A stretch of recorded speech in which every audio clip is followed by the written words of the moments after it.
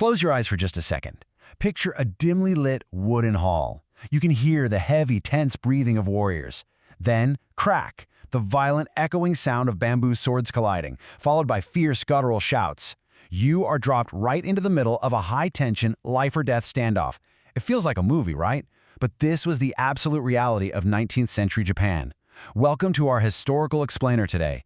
We're going to dive into the incredible true story of a man who literally hacked the ancient world of martial arts. His name is Chiba Shusaku. Our sources present this wild historical mystery. How exactly did a young boy born into a poor, fallen family with zero political power manage to completely flip a highly secretive, mystical martial art on its head? And even wilder, how did his radical new training methods end up producing the legendary heroes who would eventually overthrow the entire samurai system? Let's figure it out. To really understand his massive impact, we have to understand the terrifying world he lived in. This era is known as the Bakumatsu. Think of it as the incredibly turbulent, bloody twilight of the samurai. For over 200 years, the shogunate government had ruled Japan in total isolation, but now it was collapsing. Massive foreign warships were suddenly appearing on the horizon. The air was just thick with political chaos and the very real threat of invasion. In this environment, mastering the sword wasn't some fun after-school hobby. It was literal survival. You either knew how to defend yourself or you didn't survive. It was that simple. Which brings us to Chapter 1, The Underdog. Let's rewind and take a cinematic look at Chiba's roots. We are definitely not starting in a grand, beautiful castle here. We are starting in the dirt. Picture this young, poor boy, way out in the rural countryside, swinging wooden sticks until his hands bleed. Born in 1794 into a family that had totally lost its status, Chiba grew up in northern Japan, but he had incredible drive. By 1809, at just 15 years old, he heads to Edo, what we now call Tokyo, to obsessively study the sword under elite masters. And get this, by 1822, this former farm boy founds the Genbukan, which explodes to become the biggest, most famous sword training dojo in the entire capital. He went from absolute obscurity to a master of the ancient ways, and he did it by completely breaking all the rules. It all started with a tiny spark. The historical records tell this crazy story where a visiting scholar tested the young boys of the family, and Shusaku didn't even flinch when a live blade was drawn right in front of his face. His father immediately saw it, a pure, genius-level talent for the sword in a 5-year-old kid. From that exact moment, the boy was locked onto a relentless, almost obsessive path to perfect his mind and body. So how did he change the game? Chapter 2, Hacking the Sword. When Chiba finally reached the top ranks of traditional swordsmanship, he realized something pretty shocking. The old ways were actually deeply flawed. They were super secretive, full of confusing religious mysticism, and frankly, took way too long to learn. So he decided to fix it. The sources show a brilliant comparison here. The old way was all about gatekeeping.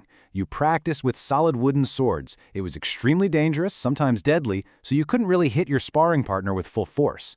Because you had to go so cautiously, it took over 10 years just to get the basics down. Chiba's way was a total innovation. He stripped away all the weird mysticism and created a purely logical, accessible system. By using protective armor and new tools, his students could master the art in just 5 years. He basically democratized sword fighting for everyone. The absolute game changer for this rapid learning was the shinai. It's a safe, flexible practice sword made out of bamboo. Imagine stepping into his dojo. You're hit with the heavy smell of sweat and the insanely loud, rapid-fire cracks of bamboo echoing off the floorboards. Because the shinai wouldn't shatter your bones like a solid block of wood, Chiba's students could go all out. They did realistic, full-contact sparring. They could actually experience the sheer terror of someone swinging at their head at full speed and learn how to react under pressure without dying in the process. It accelerated their learning curve like crazy. And he didn't just upgrade the weapons, he hacked the entire business model of martial arts. The old traditional schools had like 10 confusing, super expensive tiers of mastery that you had to pay your way through. Chiba just threw all of that in the trash. He created 3 simple, affordable tiers. Think of it like updating a really bad pay-to-win video game leveling system into something fast, fair, and fun. Anyone, no matter their social class or how much money they had, could easily track their progress and level up. Moving on to Chapter 3, The Giant Slayer. Now, when you completely disrupt a powerful ancient industry, the establishment is definitely going to strike back. Our historical texts show this boiling tension exploding in what's known as the Ikaha Shrine incident.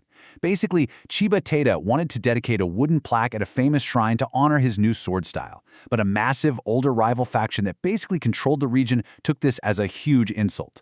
Suddenly, young Chiba and his tiny band of followers found themselves physically surrounded by thousands of furious, armed rival swordsmen trying to block their path. The tension must have been absolutely suffocated.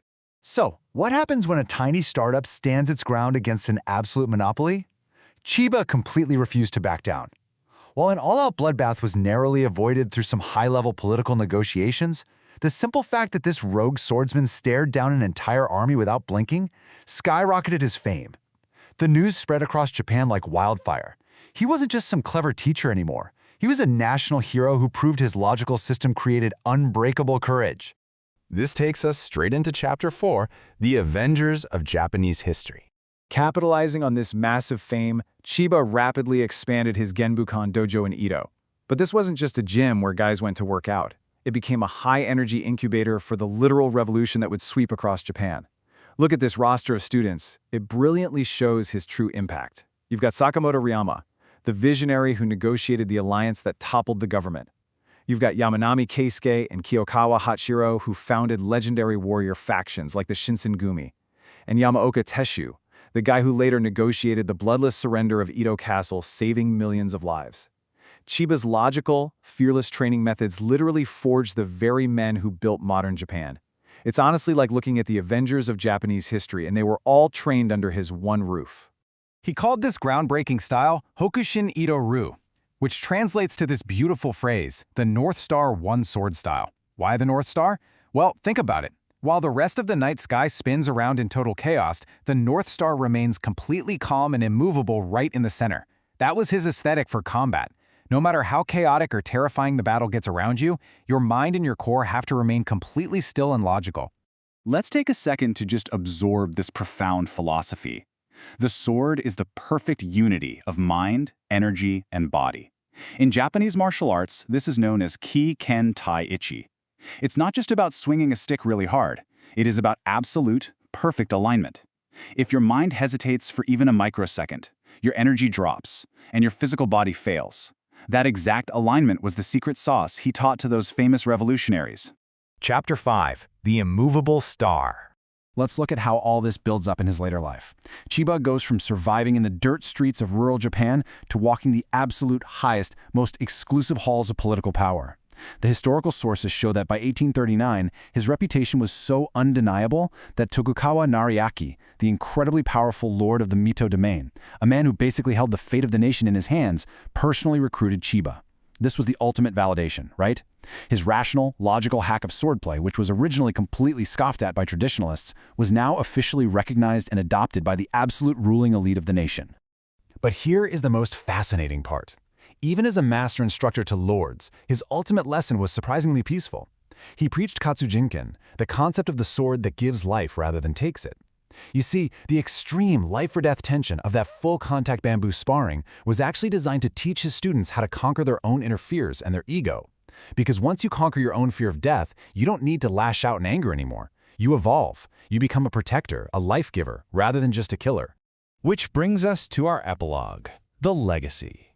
Chiba Shusaku passed away in 1855, right before the samurai era fully collapsed and Japan modernized. But I want you to look at that number in your screen, 68. Before he died, he logically broke down and codified exactly 68 specific techniques for striking and defending. Decades later, when Japan transitioned into the modern era and created the global sport of kendo, they looked straight to his logical system. Those 68 techniques are still the exact foundational DNA practiced by millions of kendo athletes all over the world today. It's such a beautiful, almost poetic transition. A system born in the bloody, super paranoid twilight of the samurai era, a system originally designed for brutal street survival, has been seamlessly carried into the bright, highly disciplined modern gymnasium. Because he built it on logic and form rather than just brute strength, absolutely anyone today, regardless of your age or background or your gender, can pick up a bamboo sword and master his system. So here is the huge takeaway. Chiba Shusaku looked at an ancient, totally broken system and used pure logic and immense courage to fix it, ultimately training the brilliant minds that built a new nation. He taught us that by facing our fears head-on in practice, we can remain calm when the real storm hits. In our own fast-paced and, let's be honest, often chaotic modern world, we all need a center. How will you find your own immovable North Star? Thank you so much for joining me on this explainer, and keep seeking the logic in the chaos.